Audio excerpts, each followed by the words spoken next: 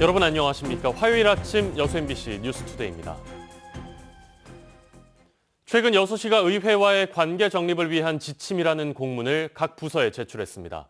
요지는 법적 근거가 없는 자료는 주지도 말고 가서 보고하지도 말라는 내용인데요. 의회 쪽에서는 감정적이다, 의정 활동을 위축시키는 조치다, 불만이 터져나오고 있습니다. 여러분의 생각은 어떻습니까? 문형철 기자입니다. 여수시가 최근 각 부서장과 읍면 동장에게 배포한 자료입니다. 법적 타당성이 없는 경우 국회의원과 시도의원들에 대한 업무 보고 및 자료 제출을 원칙적으로 금지한다는 내용.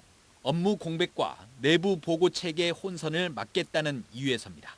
민원이 발생할 경우 관례적으로 공무원들의 동석을 요구해온 의원들은 의정 활동을 위축시키는 조치라며 반발하고 있습니다. 기존에 우리가 계속 해왔던 거 아닙니까? 실과 과장들하고 현장도 가고 현장에서 민원을 보는 데서 일을 마무리도 하고 그랬는데. 반면 집행부 내부에서는 일상적인 민원 현장에까지 공무원들이 불려다니다 보니 부담이 적지 않았다며 개선의 필요성에 대해 공감하는 분위기입니다. 다만 청사 별관 증축 예산이 삭감되는 등 역점 사업이 발목을 잡힌 상황에서 의회에 대한 불만이 간접적으로 표출된 것이란 시각도 적지 않습니다. 전창곤 의장은 최근 공식 석상에서 이 같은 점을 우회적으로 언급하기도 했습니다. 시의회를 극복해야 할 적대적 관계가 아니라 소중한 동반자로 인식해 주시길 바랍니다. 특히 의회에 대한 협조 요구는 물론 사전 통보조차 없었다는 점에서 대응 방식 자체가 협치나 소통과는 거리가 멀다는 지적이 나옵니다. 행정 수행에 이제 걸림돌이 된다면 서로 간의 논의를 통해서 이제 제도적 개선을 모색해 나가야 된다고 생각되는데요. 그런 차원에서 이제 이번에 했던 지침이 협력적 관계를 키우는데 과연 효과적인 대응인가, 오히려 갈등의 씨앗을 키우는 것이 아닌가. 여수시가 이번 지침에 대한 전 직원 교육을 강조하며 확고한 개선 의지를 드러낸 가운데 시의회는 전체 의원 간담회를 통해 대응 방안을 강구하겠다고 밝혔습니다. MBC 뉴스 문형철입니다. 전남과 경남도 의회가 제28차 UN 기후변화협약 당사국 총회 유치에 적극 협력하기로 했습니다. 양시도 의회는 어제 경남도 의회 의정회의실에서 COP28 남해안 남중권 공동유치 협약식을 갖고 남해안을 국제적인 기후환경 모범지역으로 만들기 위해 상생과 번영의 남해안 공동체인 영후남이 COP28 유치에 공동 협력하기로 약속했습니다. 시도의회는 또 관광자원 연계와 인프라 개선 등으로 성공적인 개최 기반을 마련하고 특히 도서지역 접근성 강화를 위해 국도 5호선 해상 구간을 제5차 국도건설 5개년 계획에 반영시키는 데 협력하기로 했습니다. 더불어민주당 일당 체제인 전남도 의회에서 의장 불신임안이 발의돼 파장이 일고 있습니다. 민주당 임종기 의원이 대표 발의한 김한종 의장 불신임 결의안이 지난 18일 전남도 의회 사무처에 제출됐는데 결의안에는 임 의원을 포함해 15명이 동의했습니다. 이들 의원들은 5분 발언 거절 등 의장의 독단적인 의회 운영에 문제를 제기한 것이라는 입장인 반면 김 의장은 발언 허가와 5분 자유 발언을 규정한 회의 규칙과 회의 질서 유지에 대한 지방자치법에 근거해 문제가 없다는 입장입니다. 올해 마지막 순천시의회 본회의에서 긴급재난지원금 지원 조례가 의결됐습니다. 앞서 순천시는 280억 원의 재난지원금을 편성했다가 불발된 적이 있는데요. 시민들의 생활고를 돕고 지역 경제를 살리자는 취지에 행정과 의정이 공감대를 찾은 것으로 보입니다. 박민주 기자입니다. 올해 마지막 정례 본회의가 열린 순천시의회.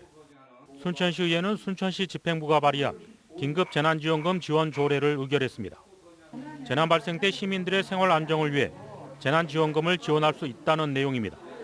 이번 조례로 전 시민들에게 재난지원금을 지급할 수 있는 법적 근거가 마련된 겁니다. 앞서 지난달 임시회에서 순천시는 280억 원의 재난지원금을 편성해 의회에 제출했습니다. 하지만 지원 근거가 되는 조례 없이 편성해 예산이 전액 삭감되기도 했습니다.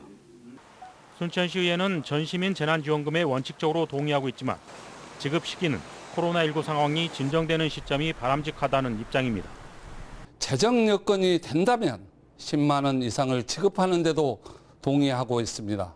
다만 지급 시기와 관련해 의회와 시가 충분히 논의해서 가장 적정한 시기에 지급할 수 있도록 심도 있게 논의하겠습니다.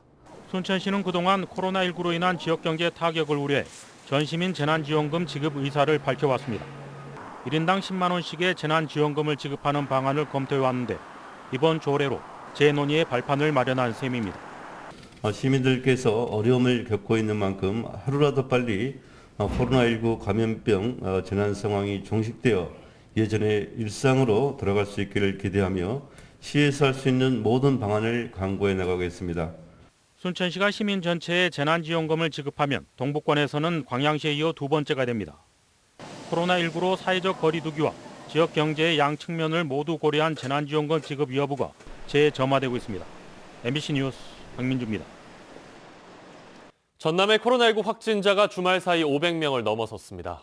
그런데 도내 숙박업소들은 연말 연시를 맞아 90% 이상의 예약률을 보이는 등 성황이어서 감염 확산이 우려되고 있습니다. 김진선 기자가 취재했습니다.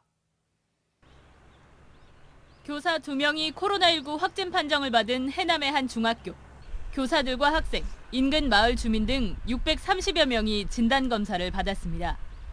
대부분 음성이 나왔지만 불안감 속에 학부모와 주민 등 자발적으로 검사를 받는 인원이 늘고 있습니다.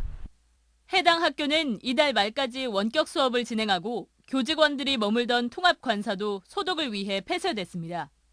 2단계에서는 원하시는 분은 누구든지 검사를 해드립니다. 그래서 지금 선별진료소로 오늘도 지금 꽤 많이 오고 계세요. 전남에서는 주말 사이 10명 이상이 확진 판정을 받으면서 전체 500명을 넘어섰습니다. 광화문 집회 참가자 등을 중심으로 확진자가 잇따랐던 지난 8월 이후 한 달에 20명 안팎을 유지하다 지난달부터 다시 급증한 상황. PC방과 군부대, 요양병원 등에서 연쇄 감염이 잇따르면서 50여일 만에 310명이 늘어난 겁니다. 더욱이 성탄절과 연말연시 연휴 모임 등으로 추가 확산이 우려되는 상황이어서 전라남도는 내년 1월 3일까지 2주 동안 연말연시 특별 방역기간을 운영하기로 했습니다. 연말 가족, 친구와의 송년 파티를 준비하는 분들이 계신다면 모두의 건강을 위해서 취소해 주실 것을 간곡히 다시 한번 요청드립니다. 전라남도는 이 기간 동안 증상 유무와 관계없이 누구나 익명으로 무료 검사를 받을 수 있도록 하고 방역 수칙을 어길 경우 엄격히 대응한다는 방침입니다. MBC 뉴스 김진선입니다. 코로나19는 우리 사회의 복지 서비스 풍경도 바꿔놨습니다. 무료 급식소가 문을 닫자 어르신들은 간편식이나 도시락으로 끼니를 때우면서 쓸쓸한 연말을 맞고 있습니다. 이다현 기자가 현장에 다녀왔습니다. 경로 식당을 찾은 어르신들이 양손에 검은 봉지를 받아듭니다. 자, 맛있게 드세요. 봉지에 든 건 전복죽과 즉석밥 등 일주일치 대체식. 이전 같았으면 이곳에서 식사를 했겠지만 올해 초부터는 집에서 조리해 먹을 음식을 받아가고 있습니다. 하루만 고생하면 되잖아. 한껏 이러고 나 한 번만. 사람들하고 안 부닥치고 이제 늦게 먹고 와서 이것도 사가고. 거동이 불편해 밖으로 나오기 어려운 어르신 집으로는 음식이 배달됩니다. 저예요, 아버님. 도시락 가봐, 도시락. 안녕하세요. 준비한 음식을 주고받는 동안 짧게나마 안부도 나눕니다. 가끔 한 끼도 시키고 그러세요. 예, 다음 주에 또 뵙겠습니다. 노인들이 왜 병자도 있거든. 그런 사람들도 더 좋고 저는 아프니까 밥을 제때 못 먹으니까. 코로나19가 퍼지기 시작한 2월부터 급식소 내 식당 운영을 중단했고 대신 간편식을 나눠주거나 집으로 배달을 해주고 있습니다. 고육지책으로 간편식을 주고 있지만 상하지 않는 식단 위주로 짜다 보니 영양 측면에선 아쉽다는 목소리가 나오고 여럿이 함께 모여 식사하는 동안 동네 사랑방 역할을 하던 기능도 지금은 거의 기대하기 어려워졌습니다. 어르신들은 이제 고령층이다 보니까 어떤 코로나 백신 접종이 끝나기 전까지는 현장 급식은 아마 어렵지 않을까 그렇게 생각하고 있습니다. 60세 이상 고령자 가운데 독거노인이나 기초생활수급자, 노숙인 등 무료 식사 지원을 받는 취약계층은 광주에만 4,700여 명. 코로나19가 취약계층의 연말마저도 더욱 쓸쓸하게 하고 있습니다. MBC 뉴스 이다현입니다. 코로나19 확산 여파로 대법원 법원행정처가 전국 법원에 3주간 휴정을 권고함에 따라 광주 전남법원도 내년 1월 초까지 휴정에 들어갑니다. 광주지방고등법원은 오늘부터 내년 1월 11일까지 3주 동안 동계 휴정기 운영 기준에 따라 재판 기일을 운영하도록 권고했습니다. 구속 관련 가처분 등 긴급한 사건은 휴정 권고 대상에서 제외하며 법원의 직원들은 이 기간 동안 재택근무를 활용하고 지역 간 이동도 자제합니다. 부모 세대와 자식 세대가 함께할 수 있는 디지털 역량 향상 교육이 온라인으로 실시됩니다. 전라남도가 여수 MBC와 함께 디지털 세상에서 살아남기라는 주제로 준비한 이번 온라인 특강은 오늘 오전 10시 반과 오후 2시에 각각 100분씩 여수, 목포 MBC 채널과 유튜브 스트리밍 등을 통해 생중계됩니다. 오전 일부 강연은 구글 코리아의 김태원 전무가 인공지능 시대의 미래 인재라는 주제로, 오후 2시부터는 글로벌 IT 기업의 조용민 매니저가 초 디지털 시대를 대비하라라는 주제로 진행합니다. 이번 강연은 특히 지상파 온라인 생방송 형식에 더해 쌍방향 소통 어플리케이션을 활용해 2,000여 학생들과 비대면 강연 형식으로 진행될 예정입니다. 도로가와 주택의 사고 위험이 있어 보입니다.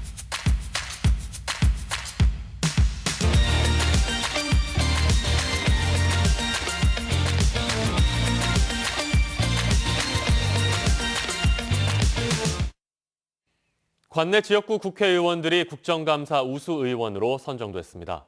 더불어민주당은 이번 국정감사에서 소병철 의원과 김회재 의원, 서동용 의원 등이 국민들의 삶에 영향을 끼칠 수 있는 현안들을 발굴해 다양한 정책들을 제시했다며 선정 이유를 밝혔습니다. 이들은 모두 초선 의원들로 각각 국회 법제사법위원회와 국토교통위원회, 교육위원회에서 활동하고 있습니다. 여수광양 항만공사 노사가 올해 임금 협상안에 최종 합의했습니다. 여수광양 항만공사와 노조는 어제 임금 인상과 단체 협약에 대한 협상을 완료해 10년 연속 무분규를 달성했다고 밝혔습니다.